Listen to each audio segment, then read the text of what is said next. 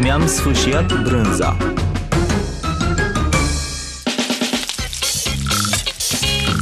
Asta da viață! Da, ce bine e să te relaxezi. Ha? Poți să mai spui asta odată?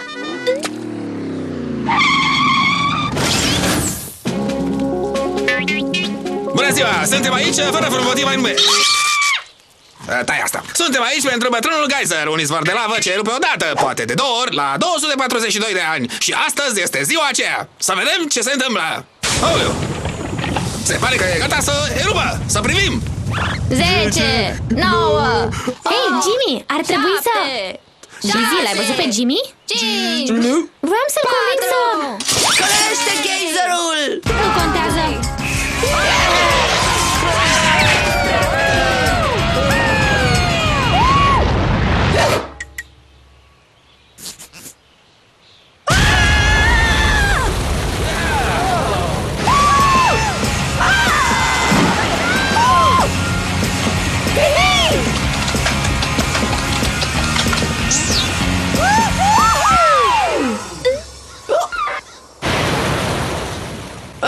Asta nu e bine.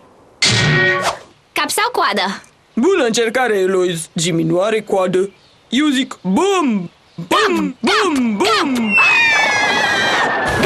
Bum! Bum! Da! Au! Mi-am sfâșiat brânza! Pe bune mi-am sfâșiat brânza! N-am auzit niciodată o replică mai bună. Acel tânăr și-a sfâșiat brânza. Mi-am sfâșiat brânza! Jimmy, cum ți-a venit în cap așa o frază proaspătă și inspirată?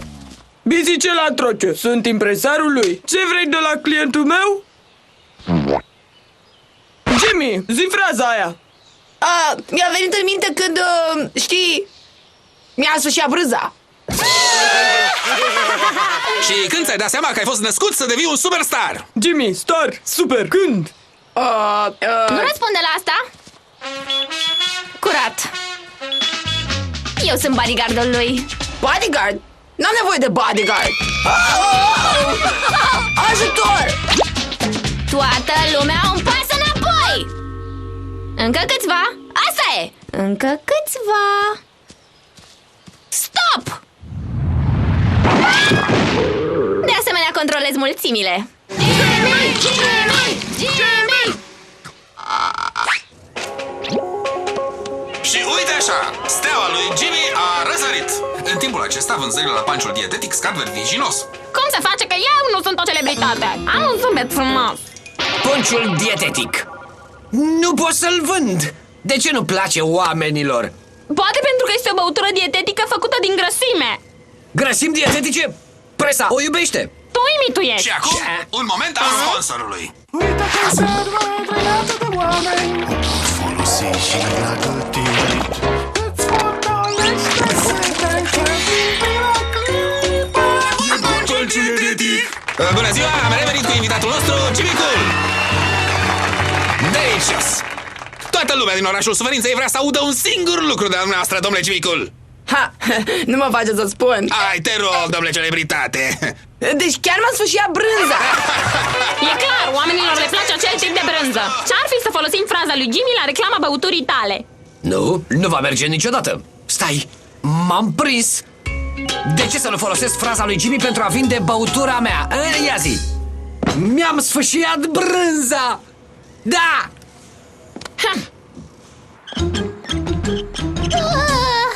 E adorabil. Copil rău! Mi-a sfâșiat brânza. Cât de previzibil. Mi-am sfâșiat brânza. Așa este, să nu mai brânză. Stai așa. Sfâșiat brânza! Sfâșiat brânza! Fanii nebuniți! Hai, suntem atacați!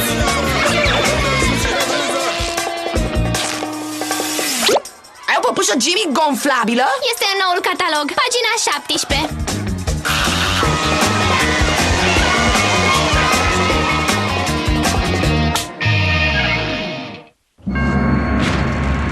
Ca impresar al lui Jimmy, am o listă a mea, adică a cererilor clientului meu.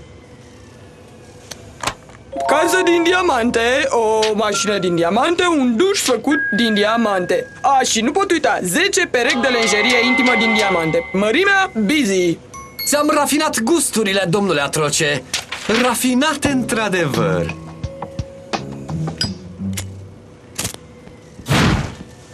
Asta este contraoferta mea. Eu l-am pe Jimmy în totalitate, incluzând piciorușele lui osoase și gaura din dinte pentru totdeauna. Tu îți păstrezi alocația.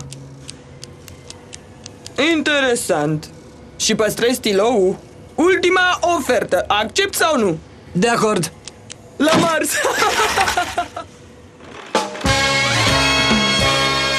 Wow, este incredibil!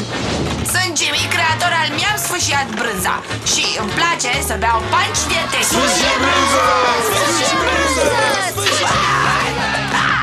Jimmy cel mai tare. Mi-am sfâșiat brânza. Panci dietetic. Și acum, momentul pe care l-am așteptat cu toții. Jimmy Cool va cânta imnul suferinței. Suferință și supărare. Durere fără alinare. Spune replica aia. Mi-am sfâșiat brânza.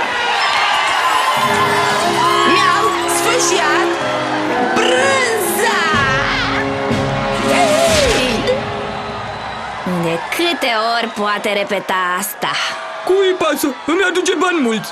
Ce bani? Ai un pix! Care scrie în 3 culori, geloaso. Wow! Oh!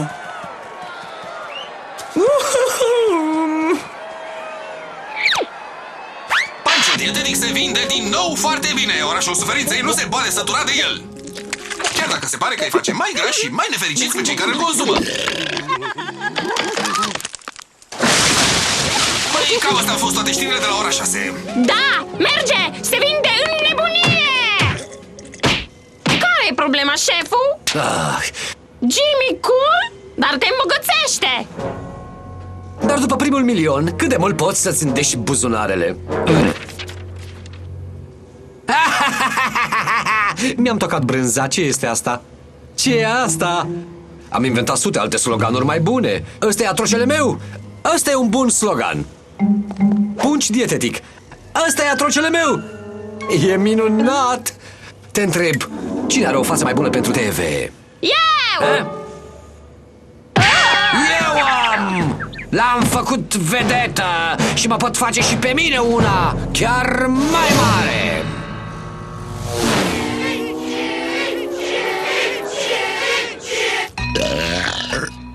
Sunt încă afară. Stau acolo de câteva zile. Mă duc la toaletă.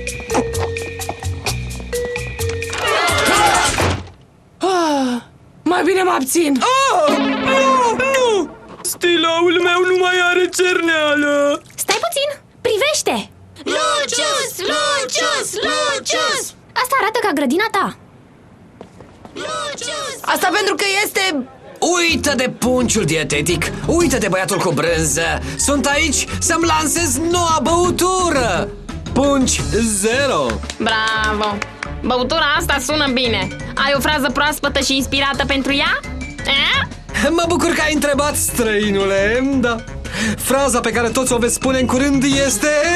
Lucius, nu! Nu o face! Ce să nu fac?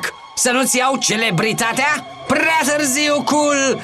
E rândul meu să fiu în lumina reflectoarelor. Vreau să spun nu stai pe... Bum! Bum! Bum! Bum!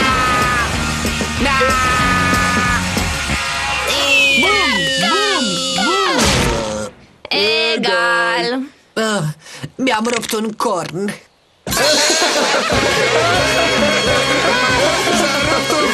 Trebuie să recunoști, e o frază bună. Alo? Mă ajută cineva și pe mine? Tocmai mi-am rupt un corn.